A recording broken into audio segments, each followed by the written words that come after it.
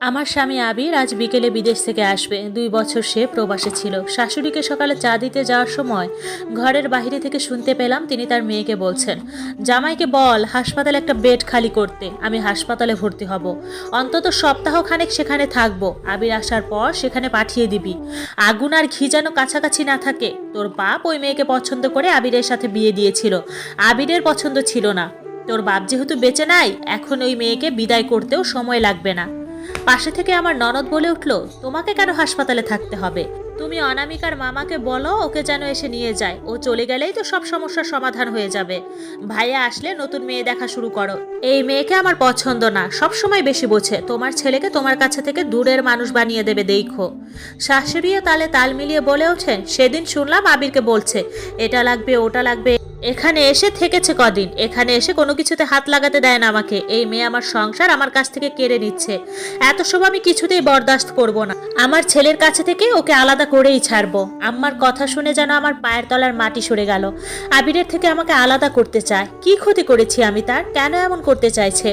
রাজ্যের চিন্তা যেন মাথায় এসে ভর করলো। নিজেকে সামলে নিয়ে দরজায় নক করতেই দুজন চুপ হয়ে গেল। ভেতর থেকে আম্মা জোরে বলে উঠলেন, কে? আম্মা, আমি চা নিয়ে এসেছিলাম, ভেতরে এসো। চা নিয়ে ভেতরে যেতে আমার ননদ রুম থেকে বেরিয়ে এলো। আম্মাকে চা দিয়ে নিজের রুমে চলে আসবো, তখনই তিনি আমাকে পেছন থেকে ডাক দিলেন। আমি কাছাকাছি গিয়ে দাঁড়ালাম। আম্মা চায়ে চুমুক দিয়ে কাপটা হাতে রেখে বললেন, অনেকদিন তো হলো এখানে এসেছো, তোমাকে তো উঠিয়ে নিয়ে আসা হয়নি। আমি তোমার মামাকে ফোন করে বলে দিচ্ছি তোমাকে যেন এসে নিয়ে যায়। আবির আসলে ওকে তোমাদের বাড়ি পাঠিয়ে দেব। ওর সাথে এখানে এসে আবার কয়েকদিন থেকে যেও। অনুষ্ঠান করে তোমাকে নিয়ে আসবো একেবারে, কিন্তু তার জন্য সময় লাগবে একটু। আমি বাধ্য মেয়ের মতো মাথা ঝাঁকালাম। আম্মার দুই সময়ে দুই রকম কথা আমার ভেতরে ঝড় তুলেছে। আবিরের সাথে আমার সংসার কি সত্যিই ভেঙে যাবে? আমি তো আম্মাকে আমার মায়ের মতো ভালোবেসেছিলাম।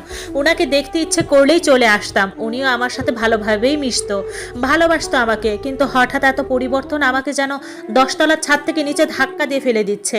আমি অল্পতে ভেঙে গুড়িয়ে যাওয়ার মেয়ে নই, তবুও নিজের সংসারের কথা চিন্তা করে ভীষণ ভয় লাগছে আজ।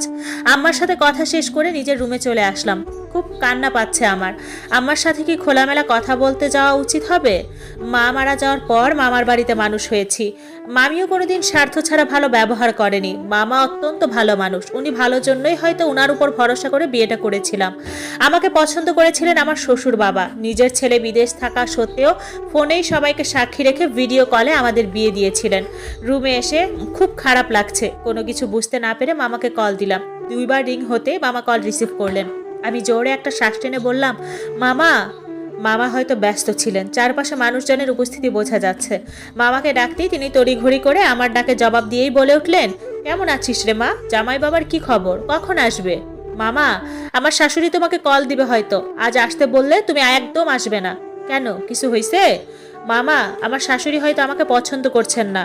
মামা বললেন, তোর শাশুড়ি? আমার বিশ্বাস হচ্ছে না অনু। তোর শাশুড়ি তো খুব ভালো মানুষ, তুই কি কিছু করেছিস? ভুল করলে মাফ চেয়ে নে মা। ওনাকে মায়ের মতো ভালোবাসবি, সম্মান করবি। মামা, আমি কিছুই করিনি। এর আগে উনি আমার সাথে খারাপ ব্যবহার করেননি। একটু আগে আমার শাশুড়ি আর ননদ আমাকে নিয়ে কথা বলছিলেন, আমাকে বাড়িতে পাঠিয়ে দিতে চাইছেন। মামা, আমার শাশুড়ি তোমাকে ফোন দিলে তুমি এসো না। মামা তখন বলল, তুই একদম ভয় পাস না মা। মামার সাথে কথা বলে ফোনটা রেখে দিলাম। আমার ননদ নিশিতা এসে দরজার কাছে দাঁড়িয়ে বলল, আম্মা তোমাকে ডাকছে। আমি বললাম, এখন? হ্যাঁ। নিশিতা আবিরের ছোট বোন হওয়ার সত্ত্বেও আমাকে কখনো ভাবি বলে না। আমিও এটা নিয়ে কিছু বলি না। এই জীবনে যতটুকু সম্মান পেয়েছিলাম এটাই অনেক। তবে সেটা আমার ভাগ্যে টিকবে কি না সেটা নিয়ে সন্দিহান। আম্মার রুমের দরজায় গিয়ে নক করতেই তিনি ভেতরে প্রবেশের অনুমতি দিলেন। ভেতরে ঢুকে দেখতে পেলাম তিনি আগের মতোই বিছানাতে বসে আছেন। আমাকে দেখেই ডেকে বসতে বললেন। নিজেকে কেমন পুতুল পুতুল লাগছে, যে যা বলছে তাই শুনছি। তবুও কি আমার সাথে কেউ ভালো হতে দেবে না? আম্মার সামনেই বিছানায় গিয়ে বসলাম। তিনি হাতের বাঁ পাশ থেকে 2টা শপিং ব্যাগ দিয়ে বললেন, এগুলো তোমার জন্য আনা হয়েছিল, বাড়ি যাওয়ার সময় নিয়ে যেতে ভুলো না। এখানে একটা শাড়ি আর 3টা 3 পিস আছে। আম্মা, আজই যেতে হবে আমার? মানে উনি তো আজই আসছেন, আর আমি ওনাকে সরাসরি দেখিওনি কখনো। আজ ওই বাড়ি গেলে উনি রাগ করবেন না? সেসব আমি দেখে নেব। তোমার মামা এলে তুমি চলে যেও। আমি আবারও বাধ্য মেয়ের মতো মাথা নাড়লাম। আমি সর্বদা শান্তশিষ্ট মেয়ে, ঝামেলা আমার কোনো কালেই পছন্দ ছিল না। জোর জবরদস্তিতেও আমি নেই। আমি বিশ্বাস করি যে যেটা আমার জন্য সৃষ্টিকর্তা রেখেছেন সেটা আমারই থাকবে। ভালো কিছু পাওয়ার জন্য চেষ্টা করা যায়, কিন্তু জোর করে ভালোবাসা অন্তত পাওয়া যায় না। আমার শাশুড়ি বললেন, যাও রুমে গিয়ে তোমার ব্যাগ গুছিয়ে নাও। আম্মার কথায় রুম থেকে বাইরে চলে আসলাম। বের হতেই দেখি 5-6 জন লোক বড় বড় ডালা করে সবজি, মাছ, মাংস নিয়ে এসেছেন। আম্মা বাহিরে এসে সবাইকে রান্নাঘর দেখিয়ে দিলেন। আমাকে ছাড়া সবাই এ বাড়িতে কত আনন্দ করবে ভাবতেই বুক ভারী হয়ে আসছে। নিজেই নিজেকে প্রশ্ন করলাম, আমাকে কি ভালোবাসা যায় না? কেন সবাই এত দূর দূর করে আমাকে? নিজের জন্য বরাদ্দকৃত রুমে এসে জামা কাপড় সব গুছিয়ে ব্যাগে নিলাম ঠিকই, কিন্তু মামাকে আগে থেকে বলে রাখায় নিশ্চিত ছিলাম মামা আসবে না।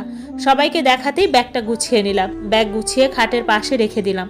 বাড়িতে কোথায় কি হচ্ছে সেটা দেখতে থাকলাম। রান্নাঘরে সবাই কাজ করছিল, আমিও সেখানেই দাঁড়িয়ে কাজ করা দেখছিলাম। আমাকে কেউ কিছু করতে দিচ্ছে না। কাজের জন্য কয়েকজনকে নিয়ে আসা হয়েছে। পরিস্থিতি দেখে যা বুঝলাম, আজকে আমাকে ছাড়া বড়সড় অনুষ্ঠান বা খাওয়া দাওয়ার ব্যবস্থা করা হচ্ছে। তখনই আমি শুনলাম মামার গলা, অনুমা। পেছন ফিরে তাকাতেই দেখি মামা মিষ্টির প্যাকেট নিয়ে হাসি মুখে দাঁড়িয়ে আছে। নদীর বাঁধ ভেঙে যাওয়ার মতো কষ্টগুলির জন্য সবকিছু ভেঙে চুরে বাহিরে আসতে চাচ্ছে। মামাকে এতবার নিষেধ করার পরও মামাকে আমাকে নিতে এলো। মামা চায় না আমি সংসার করি।